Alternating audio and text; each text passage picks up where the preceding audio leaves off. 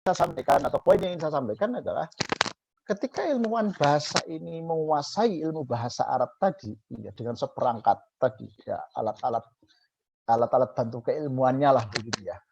Mereka ternyata masih memiliki keterbatasan karena ketika mereka mengkaji Al-Qur'an lalu muncul paradigma baru, muncul istilah-istilah baru, muncul cabang-cabang baru untuk berbicara tentang beauty, the beauty aspect of the Quran, kira-kira begitu. Untuk memunculkan keindahan diksi, keindahan kalimat yang dimiliki oleh Al-Quran. Yang kemudian oleh para teolog disofistikasi menjadi dogma atau ajaran i'jazul Quran. Kan gitu kan. Seperti Ar-Rumani, As-Sakaki, dan beberapa sarjana berikutnya lah. Kalau gitu. Nah, poin saya, resepsi hermeneutis ini ya ruangnya begitu luas. Ruangnya begitu luar biasa karena melibatkan dialektika antara pembaca dengan teks tadi itu. Semakin banyak ilmu yang dipakai oleh si mufasir, akan semakin banyak kandungan makna yang bisa diambil atau yang bisa dikonsumsi dari teks. Sehingga resepsi hermeneutis ini memang menciptakan ruang tafsir tidak akan pernah berhenti dalam peradaban keilmuan keislaman. Senantiasa terus berkembang karena makna yang berhasil dikonsumsi selaras dengan peradaban manusia yang sekarang mendekatinya. Apa yang difahami oleh ulama sekarang misalnya bisa jadi berbeda dengan ulama 50 tahun yang akan datang.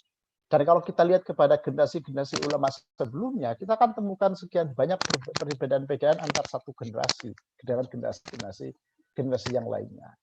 Ini khusus sekali lagi ya, wilayah pertama ini khusus mereka-mereka yang memang knowledgeable ya, memiliki atau yang tabakhur lah begitu ya, yang memang berkecimpung dalam dunia keilmuan keislaman murni begitu ya, karena memiliki syarat kompetensi kemudian juga piranti-piranti keilmuan yang memadai dan layak begitu ya untuk melakukan kajian-kajian telah teks terhadap ayat Al-Qur'an. Bagi yang tidak ya jangan masuk ke situ, rekoso lah kira-kira begitu kan. Bagi yang beda masuklah di wilayah kedua sampai yang ketiga gitu. Karena yang dilihat adalah dimensi sosialnya, dimensi humanioranya dari relasi antara Al-Qur'an dengan para pengimannya. Ya sebagai contoh ya yang tadi juga disebutkan, ketika ada kegiatan keagamaan, yasinan, tahlilan, tingkepan, macam-macam lah forumnya yang tentu sangat beragam di masyarakat kita. Ini tentu kalau kemudian kita dalami ya, bagi para pelakunya, bagi para aktivisnya gitu ya, mereka kebanyakan mungkin juga malah nggak paham. Yasinan mungkin sudah ratusan kali karena kebetulan jadi ketuanya sudah puluhan tahun, gitu ya, ketua yasinannya. Tapi mungkin ketika ditanya dengan paham nggak dengan yang dibaca meskipun hafal, mungkin nggak paham kan gitu kan. Tetapi itu bukan masalah ya, karena memang fokus dari pendekatan kultural atau resepsi kultural bukan untuk menggali faham dan tidaknya seseorang, tapi untuk menggali apa perubahan yang signifikan di dalam kehidupan keseharian mereka, para aktivis tahlilan tadi itu, dalam posisinya sebagai bagian dari masyarakat. Sehingga otomatis di sini yang bicara adalah apakah etnografinya, apakah fenomenologinya, apakah sosiologinya, apakah antropologinya. Cara untuk membedakan mudah. Kalau fenomenologi yang ditonjolkan ya kegiatannya, urut-urutannya, gitu ya. Kalau misalnya penelitian sampean atau pengamatan sampean tentang kelompok yasinan di daerah A misalnya, ya maka pendekatan fenomenologi itu ya menyoroti kejadiannya dari A sampai Z yang ditonjolkan. Kalau pendekatannya adalah antropologi, ya pelakunya yang ditonjolkan. Siapa unsur masyarakatnya di situ, ada siapa saja. Ternyata tidak hanya kepala desa, tapi juga mungkin ada tamu dari kecamatan misalnya, karena sifatnya lebih luas misalnya. Jadi aspek aktornya yang lebih ditonjolkan. Kalau pendekatan sosiologi, apa yang ditonjolkan? Dimensi sosialnya yang ditonjolkan. Pada aktivitas-aktivitas keagamaan seperti yasinan tadi atau tahlilan tadi itu, apa pengaruh-pengaruh sosial atau ikatan-ikatan sosial yang ditimbulkan dari kegiatan. Jadi untuk menjadi peneliti resepsi kultural itu tidak membutuhkan kemampuan berbahasa Arab. Demikian juga yang resepsi estetis. Bagaimana Al-Quran ini memberikan dampak psikologis terhadap terhadap para pengimannya. Saya cukup banyak mengamati ya fenomena Muslim perkotaan. Alimnya kayak apa? Ya. Tapi kalau baca Qurannya nggak asik, itu nggak bakal jadi imam. Itu di kota-kota besar. Gitu. Jadi yang namanya masjid-masjid apa perumahan elit atau kamu masjid, apalagi masjid-masjid BUMN gitu ya, itu pasti yang jadi imam itu ya mereka-mereka yang suaranya itu kayak qori, bacaannya tartil, halus, lembut, enak itu. Ngerti artinya ora masalah gitu kan. Jadi betul Bapak yang dijadikan sebagai imam-imam untuk masjid-masjid yang tadi saya sebutkan di kota-kota besar adalah mereka-mereka yang punya tahsinus saut. Ya, mereka-mereka yang memang punya suara bagus, membaca Al-Quran dengan sangat baik, ya sesuai dengan makharijul hurufnya, sesuai dengan lagu-lagunya begitu ya, sehingga kemudian menjadi daya tarik tersendiri bagi muslim-muslim perkotaan tadi itu. Karena bagi muslim perkotaan bisa sholat makmum dengan imam yang suaranya merdu itu menjadi hiburan. Hiburan dalam arti positif gitu ya, bisa menenangkan batin. Nah ini kan perlu dikaji. Jadi kalau sampean misalnya di Purwokerto atau di Cilacap atau di mana di Masjid Agung misalnya gitu kan, coba dilihat imamnya itu apa betul-betul alim betul. Saya kira kok belum tentu kan itu kan. Kalau yang isi pengajian ya, iya. Tapi kalau imam sholatnya belum tentu karena memang yang dicari adalah mereka-mereka yang apa namanya yang suaranya bagus tadi, yang bacanya bagus tadi itu. Nah dari 1, 2, dan 3 ini nanti sebelum kita buka termin untuk dialog ya untuk diskusi, saya memberikan kesempatan kepada sampean semua ya karena sekali lagi mata kuliah ini adalah mata kuliah untuk mempersiapkan sebuah riset ya, mempersiapkan riset-riset untuk menjadi sebuah disertasi, maka tentu ya taksonomi dari awal ya untuk kemudian melihat passion sampean itu ada di mana, lalu alat bantu bahasanya seperti apa ya, sehingga ketika masuk studi Islam ya sebagai prodi dari program pasca sarjana ini kelas doktor PPS ini, maka sampean bisa melakukan pilihan gitu ya kemana kemudian riset-riset itu akan dilakukan, karena doktor studi Islam itu menurut saya paling luas, bisa apa saja, bisa aspek pendidikannya monggo, aspek kemasyarakatannya monggo, aspek sufinya monggo, aspek hukum Islamnya monggo, kena kabeh begitu ya. Beda kalau doktor MPI, manajemen pendidikan Islam, itu kudu harus ada kaitannya dengan pendidikan Islam. Tapi kalau doktor studi Islam, ya itu paling jabek manik lah, apa saja bisa masuk. Sehingga dari awal, ya saran saya, ya melalui mata kuliah ini, kalian bisa, atau saudara sekalian bisa mengidentifikasi, saya ini sebetulnya nanti akan kemana. Ya. Agar mempermudah untuk bisa tadi merumuskan big question, ya atau pertanyaan besar yang akan menjadi rumusan atau akan menjadi rencana penelitian disertasi di masa-masa yang akan datang. Baik, sampai sini silakan kalau ada yang pengen respon. Monggo. Masuk, Prof. Ya. Kalau masalah gini, takwil biasanya ini kiai-kiai ketika apalagi kalau sudah bermain politik ya, ketika kampanye itu sering sekali mengutip ayat Al-Quran, tetapi dengan cara mentakwil. Dulu itu ketika saya masih ingat ya, saya waktu SD 99 waktu kampanye itu ada kiai menyindir Golkar sebenarnya pada saat itu dengan bahasa Qur'annya wala taqraba hadhihi syajarata fatakuna minadz zalimin gitu. Jangan dekati pohon ini. Kalau kamu dekati pohon ini, kamu akan zalim ya. Didekati saja nggak boleh, apalagi dicoblos gitu. Maksud saya pentakwilan atau plesetan yang tidak ilmiah lah mungkin ya gitu ya, plesetan tapi itu tidak ilmiah. Apakah itu termasuk juga bagian dari kajian-kajian yang hermeneutis atau bukan kajian-kajian yang lain gitu ya, dicampur adukan dengan politik dan lain sebagainya. Itu kalau yang kemudian yang takwil yang mungkin plesetan yang tidak baik. Tapi kalau mungkin plesetan yang baiknya seperti misalkan menggambarkan yadullahi fawqa aydihim, tangannya Allah diganti dengan kekuasaan. Kemudian digambarkan melalui faqta'u aydiyahuma. Jadi aydiyahumanya bukan diartikan tangan, tetapi diartikan potonglah kekuasaannya biar tidak lagi berkuasa untuk mencuri lagi dan begitu seterusnya. Itu kira-kira kajian yang seperti itu arahnya kemana gitu?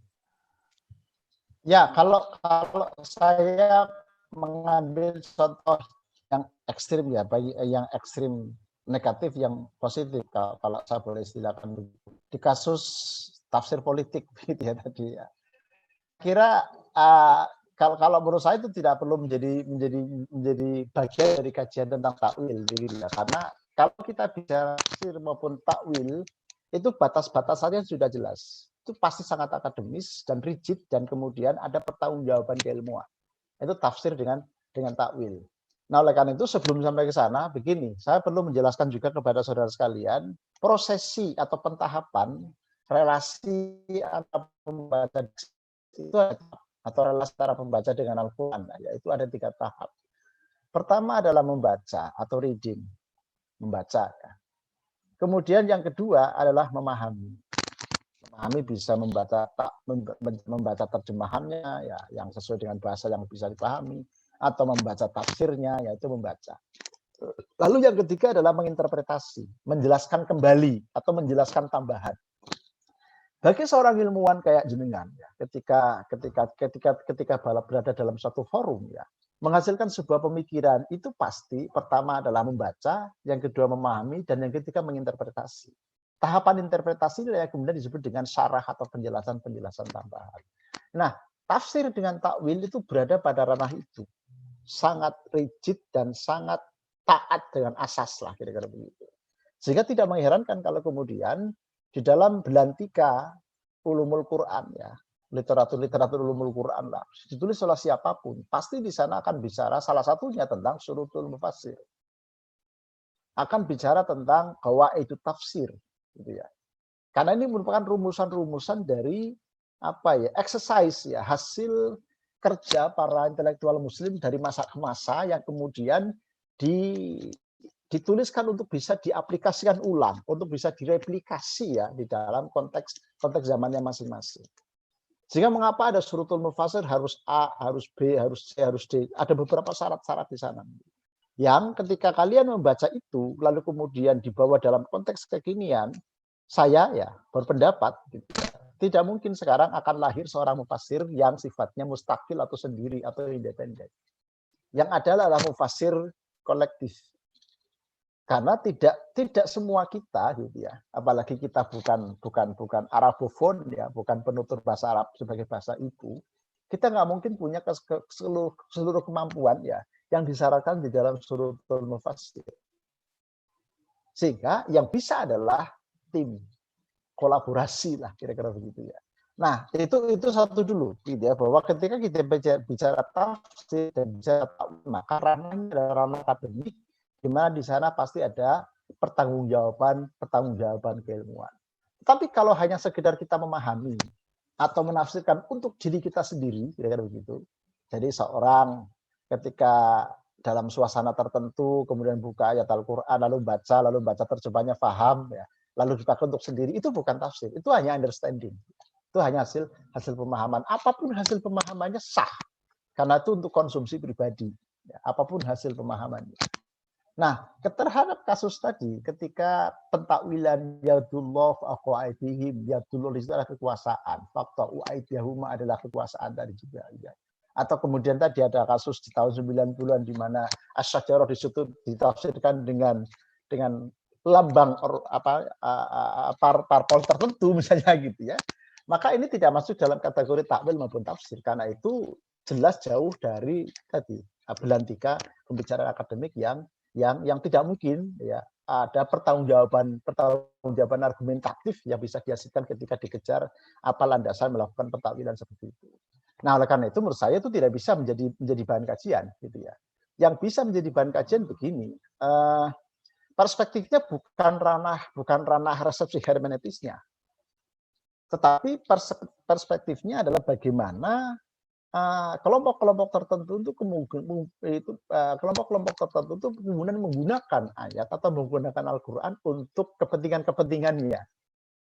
Jadi perspektifnya bukan lagi pure resepsi hermeneutis. Jadi misalnya Anda bisa baca buku terkait dengan judulnya agak ekstrim ya karena Kiai High Cost ada itu kan.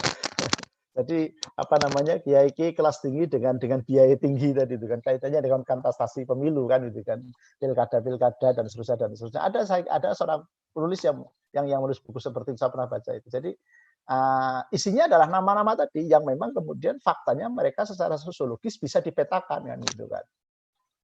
Berada di belakang tokoh tertentu, kemudian apa namanya, teridentifikasi juga, kemudian logistiknya berapa segala macam. Ini saya kira penelitian yang juga saya kira bukan masuk pada ranah resepsi hermeneutis tadi itu.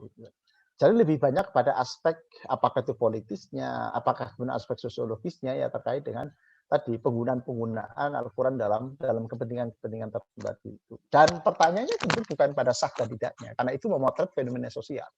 Jadi seorang peneliti itu memang diharapkan betul untuk tidak masuk kepada wilayah judgement. Jadi ini ciri ilmuwan di situ sebenarnya. Jadi dia tidak boleh menghakimi. Termasuk kemarin saya wanti-wanti ketika misalnya sampai melakukan penelitian atau pengamatan tentang yasinan atau tahlilan atau sedekah bumi, ya sampai nggak boleh kemudian tiba-tiba bid'ah misalnya kayak gitu. Nggak boleh begitu karena penelitian sampai itu adalah sedang bicara tentang bagaimana secara kultur ya. Jadi tentu yang dibedah, yang dianalisis, yang dilihat adalah fenomena sosialnya, gitu ya. Bukan pertanyaan dogmatisnya atau bukan analisis normatifnya lah kata lebih. Yang lain, enggak? Ada? Prof. Ya, silakan, Saim. Oke, terima kasih Prof. Terima kasih Gus Sofi yang telah mempresentasikan. Yang pertama resepsi hermeneutis ini dari paparan yang disampaikan oleh Gus Sofi, kemudian disyarahi ditambah oleh Prof. Ini ada satu yang barangkali saya atau teman-teman yang lain juga merasakan belum menemukan batasan tertentu tentang resepsi hermeneutis ini. Kalau yang disampaikan oleh Gus Sofi tadi dan tambahan syarah dari Prof ini kan kelihatannya resepsi hermeneutis ini memang sesuatu yang sejak awal sudah dilakukan. Apalagi kalau itu kemudian diartikan seperti pendekatan